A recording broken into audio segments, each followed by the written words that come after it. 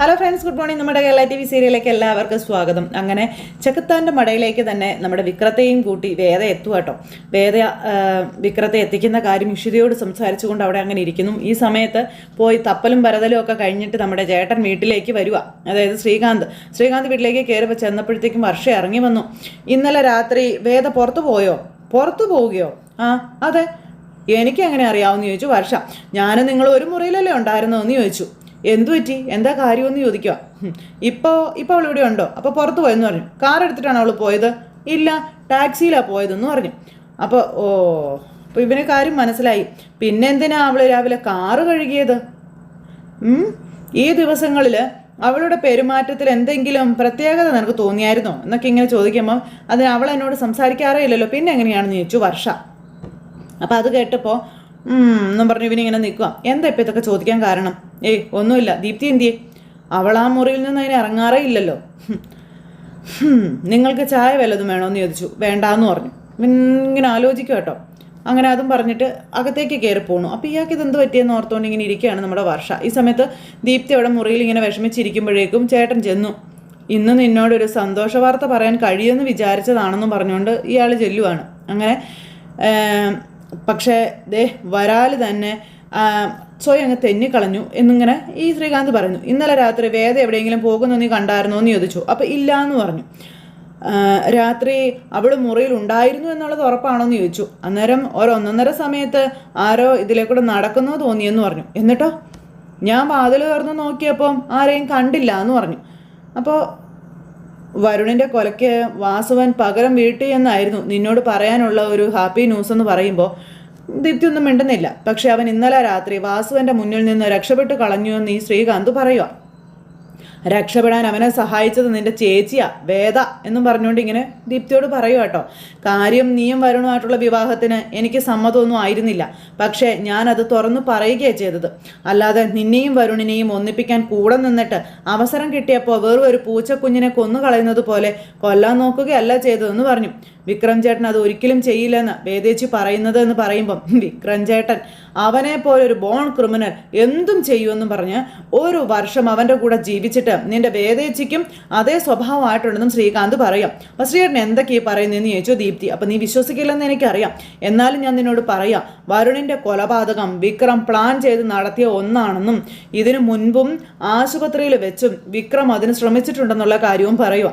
അവൻ നീയുമായൊരു ബന്ധം ഉണ്ടാക്കിയപ്പോൾ അതിന് സപ്പോർട്ട് ചെയ്തുകൊണ്ട് വേദയും വിക്രവും അവനുമായി വീണ്ടും അടുപ്പം സ്ഥാപിച്ചു എന്നൊക്കെ പറഞ്ഞ് ദീപ്തിയെ തെറ്റിദ്ധരിപ്പിക്കുകയാണ്. എല്ലാവരുടെ മുന്നിൽ അവനും വരുണുമായി പ്രശ്നങ്ങളൊന്നും ഇല്ലെന്നും വരുത്തി തീർത്ത് ഇലക്ഷൻ ക്യാമ്പയിനിൽ മനഃപൂർവ്വം ഒരു ലഹള ഉണ്ടാക്കിയെന്നും അതിൽപ്പെടുത്തി വരുണിനെ കൊല്ലുകയാണ് ചെയ്തതെന്ന് പറഞ്ഞു. അന്നേരം മതി, എനിക്കിനി ഒന്നും കേൾക്കണ്ട എന്ന് പറഞ്ഞു. എന്നിട്ട് ആ കൊലപാതകയെ രക്ഷിക്കാനാ നിന്റെ ചേച്ചി ഇപ്പം ഇറങ്ങി തിരിച്ചിരിക്കുന്നതെന്നൊക്കെ ശ്രീകാന്ത് പറയുക കേട്ടോ.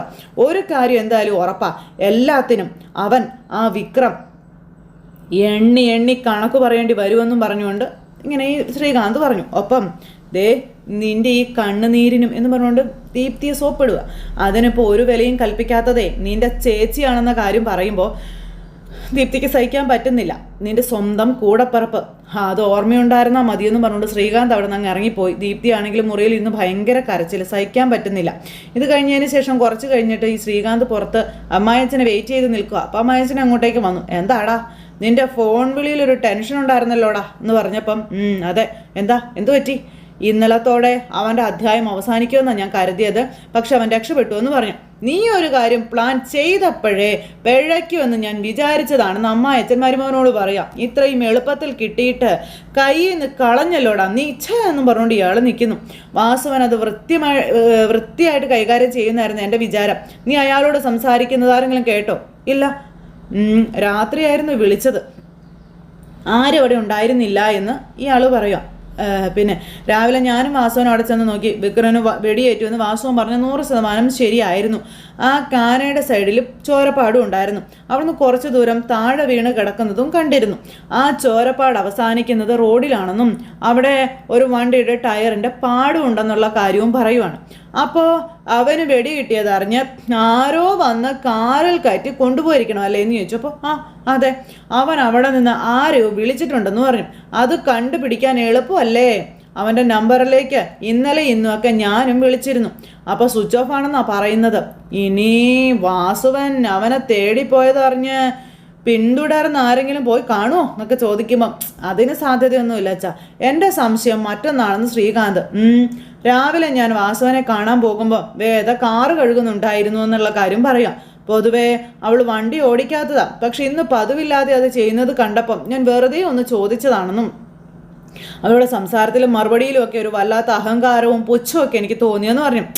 അതിന് അവൾക്ക് നിന്നോട് എന്നാ ബഹുമാനം ഉണ്ടായിട്ടുള്ളത്? അല്ല പിന്നെ.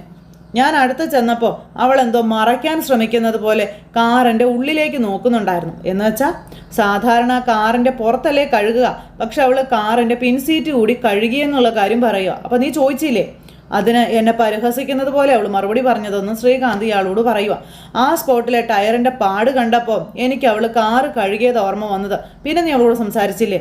തിരിച്ചു ചെന്നപ്പോഴേക്കും അവൾ വീട്ടിൽ നിന്ന് പോയി. എങ്ങോട്ട് പോയെന്ന് അത് അവൾ ആരോടും പറഞ്ഞിട്ടില്ല എന്ന് പറഞ്ഞു. കാർ എടുത്തിരുന്നോ? അപ്പോൾ ഇല്ല, ടാക്സിയിൽ അവൾ പോയത്. പിന്നെ എന്തിനാ അവൾ കാറ് കഴുകിയത്? അപ്പോൾ അതുതന്നെയാണ് എൻ്റെയും സംശയം. ഇന്നലെ രാത്രി അവളാണോ വിക്രമനെ ആ സ്പോട്ടിൽ നിന്ന് രക്ഷിച്ചിട്ടുണ്ടാവുക എന്ന് ശ്രീകാന്ത് ചോദിച്ചു. അവൻ്റെ ദേഹത്ത് നിന്ന് സീറ്റിലായ ബ്ലഡിൻ്റെയും സ്ട്രെയിൻ കളയാനായിരിക്കോ അവൾ രാവിലെ കാറ് കഴുകിയത്? അത് നീ എന്നോടാണോ ചോദിക്കുന്നത്? അങ്ങനെ ഒരു സംശയം ഉണ്ടെങ്കിൽ അത് നീ തന്നെ കണ്ടുപിടിക്കണമായിരുന്നില്ലേ എന്ന് ചോദിച്ച അച്ഛന്മാർ മോനെ വഴക്ക് പറയണം. പിന്നെ നീ വിചാരിക്കുന്നത് പോലെ അവളാണ് വിക്രമനെ എവിടെയെങ്കിലും ഒളിപ്പിച്ചിട്ടുണ്ടായിരുന്നത് എങ്കിൽ അതിന് കാരണക്കാരൻ നീ തന്നെയാണെന്ന കാര്യവും ഇയാൾ ശ്രീകാന്തിനോട് പറഞ്ഞു. നീ വാസുവിനുമായി സംസാരിക്കുന്നത് അവൾ കേട്ട് കാണുമെന്നും. പക്ഷെ ഇന്നലെ രാത്രി അവൾ വീട്ടിൽ തന്നെ ഉണ്ടായിരുന്നെന്നാണ് ദീപ്തി പറഞ്ഞത്. രാത്രി മുഴുവനും എല്ലാവരും ഉറക്കം ഒളിച്ച് അവളെ നോക്കിയിരിക്കുകയാണോ എന്ന് അമ്മായച്ചൻ ചോദിച്ചു. അല്ലല്ലോ, ആ സമയത്ത് അവൾ പോയി ഇവനെ രക്ഷിച്ചുകൊണ്ടതാണെങ്കിലോ? അപ്പോൾ ഇത് നമ്മുടെ വെറും തോന്നലുകൾ മാത്രം ആവാമല്ലോ അച്ഛാ. പിന്നെ ശരിയാകണമെന്ന് നമുക്ക് പറയാൻ പറ്റില്ല. ചില തോന്നലുകൾ പ്രധാനമാണ് ശ്രീകാന്തേ. അങ്ങനെ ഇയാൾ ഇതൊക്കെ വിക്രത്തോട് ഇങ്ങനെ പറയുക, ശ്രീകാന്തിനോട് ഇങ്ങനെ പറയുക. അങ്ങനെയാണെങ്കിൽ അവൾ അവനെ എവിടെയെങ്കിലും ഒളിപ്പിച്ചിട്ടുണ്ടാകുമെന്നും ഇയാൾ പറഞ്ഞേ. അങ്ങനെയാണെങ്കിൽ അത് എവിടെയായിരിക്കുമെന്ന് ശ്രീകാന്ത് ചോദിക്കാം. അപ്പോൾ നമ്മൾ ആരും ഉദ്ദേശിക്കാത്തൊരു സ്ഥലത്തായിരിക്കും, അത് ഉറപ്പാണെന്ന് ഇയാൾ ശ്രീകാന്തിനോട് പറയുന്നു. ഒന്നിനെയും ശ്രദ്ധിക്കാതിരിക്കാൻ ഏറ്റവും നല്ലത് അത് നമ്മുടെ മുന്നിൽ തന്നെ വെക്കുക എന്നുള്ളതാണെന്ന് പറയുമ്പം എന്ന് വെച്ചാൽ അപ്പോഴേക്കും അറിയില്ല. നീ ഇനി എന്തായാലും അവളെ ഒന്ന് ശ്രദ്ധിച്ചേക്കാൻ ഇയാൾ പറഞ്ഞു കൊടുക്കണം. പിന്നെ അവളുടെ അസ്വാഭാവികമായിട്ടുള്ള ഒരു ചലനം പോലും നീ ശ്രദ്ധിക്കാതെ പോകരുതെന്നും പറഞ്ഞു കൊടുക്കുന്നു. അങ്ങനെ ശ്രീകാന്തിന് സകല വക്രബുദ്ധി ഉപദേശിച്ചു കൊടുത്ത അമ്മായച്ചൻ തൊട്ടരികിൽ തന്നെ നിപ്പുണ്ട്. ഇത് കഴിഞ്ഞതിന് ശേഷം പിന്നെ സുധാകരൻ മാഷിനും വീടിനെയൊക്കെയാണ് കാണിക്കുന്നത്. അദ്ദേഹം അവിടെ നിന്ന് പത്രം വായിക്കുമ്പോൾ അച്ഛൻ്റെ അടുത്തേക്ക് മോൻ വന്നു. എന്നിട്ട് ഇങ്ങനെ അച്ഛൻ്റെ അടുത്തേക്ക് ചെന്ന് പത്രം വായിക്കാൻ ഇങ്ങനെ നോക്കുക കേട്ടോ. അപ്പം അച്ഛൻ നോക്കുമ്പോൾ അച്ഛൻ്റെ ചെവിക്കീഴെ വന്നിങ്ങനെ നിൽക്കുന്നു. അച്ഛനാണെങ്കിൽ മൈൻഡ് ചെയ്യുന്നില്ല. നേരത്തേക്ക് അച്ഛനൊരു പേപ്പർ എടുത്ത് വാസുവിന് കൊടുത്തു, വിനായകന് കൊടുത്തു. അപ്പോൾ ഇവരിങ്ങനെ പത്രമൊക്കെ വായിച്ച് വിവരങ്ങളൊക്കെ ഇങ്ങനെ നോക്കിക്കൊണ്ടിരിക്കുന്ന ഒരു സമയത്ത് എന്താടാ നിനക്ക് പത്രത്തിൽ ഇത്ര കാണാനുള്ളതെന്നൊക്കെ ചോദിച്ചു. ജന്മം കൊടുത്തവരെ പോലും ഒറ്റുന്നവന്മാരാണെന്നൊക്കെ പറഞ്ഞുകൊണ്ട് ഇങ്ങനെ മാഷിരുന്ന് പറയുക. പിന്നെയാണ് കൂടപ്പുറപ്പുകളെ എന്നൊക്കെ പറഞ്ഞിങ്ങനെ വിക്രത്തിൻ്റെ കാര്യങ്ങൾ അറിയാനാണോ എന്നൊക്കെ ചോദിച്ചുകൊണ്ട് ഇങ്ങനെ പറയുക. അങ്ങനെ ആ സമയത്ത് ശ്രീജ അവിടെ ചായ വെച്ച് അച്ഛൻ്റെ അടുത്തേക്ക് വന്നു. അപ്പോൾ വിനായകന് ചായ എടുക്കണമെന്ന് ചോദിച്ചു. അപ്പോൾ വേണ്ട ഏട്ടത്തി എന്ന് പറഞ്ഞു. ആ സമയത്ത് കമല എന്ത് ചെയ്യാൻ ചോദിച്ചു. രാവിലെ അമ്പലത്തിൽ പോയതാ, വന്നില്ല എന്ന കാര്യം പറയുക കേട്ടോ. പിന്നെ വിക്രമൻ്റെ പേരിൽ അമ്മയ്ക്കൊരു വഴിപാടുണ്ടെന്നും അതിന് പോയതാണെന്നും പറഞ്ഞു. പാവം, എത്ര കാലമായി അവന് വേണ്ടിയുള്ള അവളുടെ പ്രാർത്ഥനയും പൂജയൊക്കെ തുടങ്ങിയിട്ടെന്ന് പറയാം. നേരെയാകും അല്ലേ ശ്രീജയ എന്ന് ചോദിക്കുമ്പം ഉറപ്പായിട്ടും അച്ഛാ, അവനെതിരെയുള്ള എല്ലാ ആരോപണങ്ങളും കള്ളമാണെന്ന് തെളിയും, ഉറപ്പാണെന്നും പറഞ്ഞുകൊണ്ട് ഇങ്ങനെ ശ്രീജിയും പറഞ്ഞു. അപ്പം നന്ദിനി അവിടെ വെള്ളം കോരിക്കൊണ്ടിരിക്കുമ്പോൾ ദേ വന്നിറങ്ങുന്നു വാസുവനും ഗുണ്ടകളും. ഇവരെ കണ്ടപ്പോഴത്തേക്കും കോരിക്കൊണ്ടിരുന്ന തൊട്ടി വരെ കിണറ്റിലേക്ക് ഇട്ടിട്ട് അച്ചാന്ന് വിളിച്ചുകൊണ്ട് നന്ദിനി കയറി ഓടുക. ആ വാസുവനും ഗുണ്ടകളും വന്നേക്കുന്ന അച്ചാന്ന് പറഞ്ഞു. അപ്പം അച്ഛൻ ഇറങ്ങി ചെല്ലുക കേട്ടോ. വാസുവൻ ഭയങ്കര ഇതായിട്ട് വടിയും പത്തലും ഒക്കെ ആയിട്ട് ഗുണ്ടകളെയും കൊണ്ട് വന്നിരിക്കുക. അപ്പം അച്ഛൻ ഇങ്ങനെ ഇറങ്ങിച്ചെന്നു. അച്ഛൻ ഇറങ്ങിച്ചെന്നപ്പോൾ ഇവൻ ഭയങ്കര അധികാരത്തോടു കൂടി ഇങ്ങനെ നിൽക്കുക. വിക്രം എവിടെയെന്ന് ചോദിച്ചു. അന്നത്തെ ആ ഒരു ദിവസത്തിന് ശേഷം അവനിവിടെ വന്നിട്ടില്ല എന്ന് പറയുവാണ്. അപ്പം ഈ നാട്ടിൽ അവൻ ഒളിഞ്ഞിരിക്കാവുന്ന എല്ലാ സ്ഥലവും ഞങ്ങൾ പരതി. അതിനെന്താ, അവൻ അവിടെ ഒന്നുമില്ല. പിന്നെ അവനെന്താടാ മാഞ്ഞു പോയോ എന്ന് വാസുവൻ സുധാകരൻ മാഷിനോട് ചോദിക്കുക കേട്ടോ. ആ ഒരു സമയത്ത് അത് പിന്നെ നിങ്ങളൊന്ന് പരിശോധിച്ചിട്ട് പോയതല്ലേ എന്ന് ചോദിച്ചു വിനായകൻ. എന്ന് കരുതി അതിന് ശേഷം വന്നുകൂടാ എന്നൊന്നും ഇല്ലല്ലോ. കയറി നോക്കടാ എന്ന് പറഞ്ഞു ഗുണ്ടകൾ ഓടി. വാസുവൻ പറഞ്ഞു ഓമാർ കയറി നോക്കുക. ഇത് ഞാൻ കുടുംബമായി ജീവിക്കുന്ന ഒരിടമാണെന്നും ഞങ്ങളെ സ്വസ്ഥത ഇല്ലാണ്ടാക്കരുതെന്ന് പറയുമ്പം എൻ്റെ കുടുംബത്തിൻ്റെ സ്വസ്ഥതയും സമാധാനമാണോ തൻ്റെ മകൻ ഇല്ലാണ്ടാക്കിയതെന്ന് വാസുവൻ പറഞ്ഞു. എന്നിട്ട് തന്നെ ഞാൻ സ്വസ്ഥമായി ജീവിക്കാൻ വിടണോ, കയറി നോക്കണമെന്ന് പറഞ്ഞുകൊണ്ട് വാസുവൻ ഇവരോട് പറഞ്ഞപ്പോൾ വിനായകനും അതുപോലെ സുധാകരൻ മാഷും കൂടെ തടയും കേട്ടോ. അതുങ്ങളെ തല്ലി മാറ്റിയൊക്കെ ഇവന്മാരകത്തേക്ക് കയറുക. വിനായകനെ പിടിച്ചൊരു ഒറ്റ തള്ളു. വിനായകനാണെങ്കിൽ നടു ഇടിച്ച് പോയി വീഴുകയും ചെയ്തു. അയ്യോ എന്ന് പറഞ്ഞു നന്ദിനി നിന്ന് ഭയങ്കര കരച്ചിൽ. അപ്പോഴേക്കും ഈ അവരെല്ലാം നോക്കിയിട്ട് ഇവിടെ ഇല്ല എന്നും പറഞ്ഞ് ഇറങ്ങി വന്നു. അവനിവിടെ ഇല്ല എന്ന് സുധാകരൻ മാഷും പറയുക. മറ്റവന്മാരിങ്ങനെ നിൽക്കുമ്പോൾ ഇന്നവൻ ഈ വീട്ടിലില്ലെന്നറിയാം, പക്ഷേ ഇവിടെ ഇടയ്ക്കിടയ്ക്ക് ഞാൻ വന്നു പോകുന്നുണ്ട് എന്ന് അറിഞ്ഞാൽ അവൻ വരും, പിന്നെ എൻ്റെ മുന്നിലേക്ക് എത്തുകയും ചെയ്യും. നിങ്ങൾക്ക് വേദനിക്കുമ്പോഴേ അവനും മറിഞ്ഞിരിക്കാനാവില്ലെന്ന് പറഞ്ഞുകൊണ്ട് മാഷിൻ്റെ കുത്തിന് കയറി പിടിച്ചു. അത് അച്ഛനൊന്നും ചെയ്യലേന്നും പറഞ്ഞുകൊണ്ട് നമ്മുടെ ശ്രീജ വിടുന്ന് പറഞ്ഞുകൊണ്ട് ശ്രീജ ചെന്ന് ഇങ്ങനെ കൈ പിടിച്ച് മാറ്റാൻ നോക്കുക. എന്നിട്ടും അവൻ വന്നില്ലെങ്കിൽ ഞാൻ ഈ വരവിൻ്റെ രീതി അങ്ങ് മാറ്റുമെന്ന് വാസുവൻ. അയ്യോ അച്ഛനൊന്നും ദേവി ഇത് ചെയ്യല്ലേ എന്ന് പറഞ്ഞു. എന്നാൽ നിന്നെ ആകാം എന്താടിയെന്ന് പറഞ്ഞ് ശ്രീജയുടെ നേരെ ചെല്ലുക വാസുവൻ. ആ സമയം അതാകുമ്പോൾ വാസുവൻ ഇത്തിരി തമാശയാകും. എന്താടി വേണോടി എന്ന് ചോദിച്ചുകൊണ്ട് നമ്മുടെ ശ്രീജയുടെ കൈക്ക് കയറി പിടിച്ചു. ആ സമയത്ത് വിടടാന്നും പറഞ്ഞുകൊണ്ട് ചെന്നു. തോട്ടിത്തരം പറയണോ തെമ്മാടി എന്ന് ചോദിച്ചുകൊണ്ട് നമ്മുടെ സുധാകരൻ മാഷ് അങ്ങോട്ടേക്ക് ചെന്നു. ആ സമയത്ത് മാഷിനിട്ട് തല്ലിയവൻ. മാഷ് എന്ന് വീഴാനും നോക്കി. അപ്പോഴേക്കും നമ്മുടെ വിനായകൻ എഴുന്നേക്കാൻ മേലാതെ അവിടെ കിടക്കുക. അവർ ശരിക്കും പേടിച്ചു പോയി. അപ്പോൾ ഗുണ്ടകൾ ഇറങ്ങി വന്നു. നോക്കിയോടാ നോക്കി ശരിക്കും വൃത്തിയാക്കിയിട്ടുണ്ട് സാറേ എന്നും പറഞ്ഞു. അങ്ങനെ അതും പറഞ്ഞു ഇങ്ങനെ നിൽക്കുമ്പം ആ മുറിയും കൂടി ഒന്ന് വൃത്തിയാക്കിയേക്കാൻ പറഞ്ഞു. അവൻ വരുമ്പോൾ കയറി കിടക്കേണ്ടതല്ലേ എന്നും പറഞ്ഞുകൊണ്ട് പാവം ശ്രീജയുടെ ആ ഒരു സ്ഥലവും കൂടി ഇവന്മാർ നശിപ്പിക്കുക. അപ്പോഴേക്ക് നമ്മുടെ കമല അമ്പലത്തിൽ പോയിട്ട് കയറി വന്നു. ഈ കാഴ്ച കാണും. അപ്പോൾ കമലയെ കണ്ടപ്പോഴേക്കും വിനായകനും ഇവരെല്ലാവരും അമ്മ വന്നെന്നും പറഞ്ഞ് ഇങ്ങനെ നിൽക്കുക. അപ്പോഴത്തേക്കും വാസുവൻ കമലയുടെ നേരെ അങ്ങ് ചെന്നു കേട്ടോ. എന്നിട്ട് കമലയുടെ നേരെ ഇവനങ്ങ് ചെന്നപ്പോഴത്തേക്കും നമ്മുടെ സുധാകരൻ മാഷ് പേടിച്ചു വേഗം ഇറങ്ങി ചെന്നു.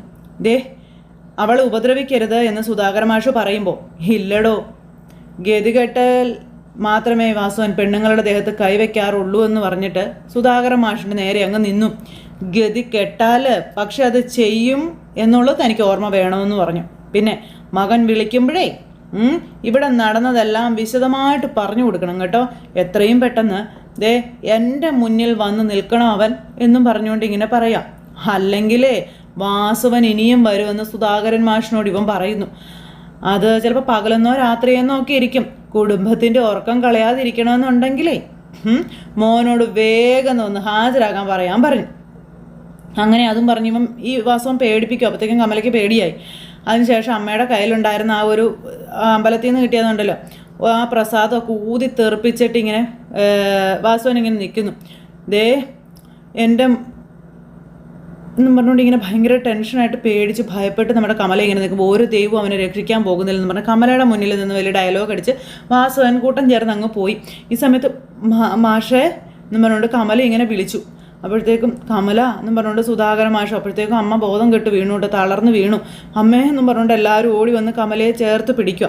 അപ്പോൾ അങ്ങനെ ആ ഒരു സിറ്റുവേഷനും കാര്യങ്ങളും ഒക്കെ കാണിച്ചുകൊണ്ടാണ് നമ്മുടെ ഇന്നത്തെ കഥ ഇവിടെ അവസാനിച്ചിട്ടുള്ളത്. അപ്പോൾ എല്ലാവരും കാത്തിരുന്ന് കാണുമെന്നുള്ള പ്രതീക്ഷയോടെ വീണ്ടും കാണാമെന്നുള്ള ശുഭ പ്രതീക്ഷയോട് കൂടി നിർത്തുന്നു. എല്ലാവർക്കും ടാറ്റാ, സേ കെൻ, ടേക്ക് കെയർ, ബൈ ബൈ.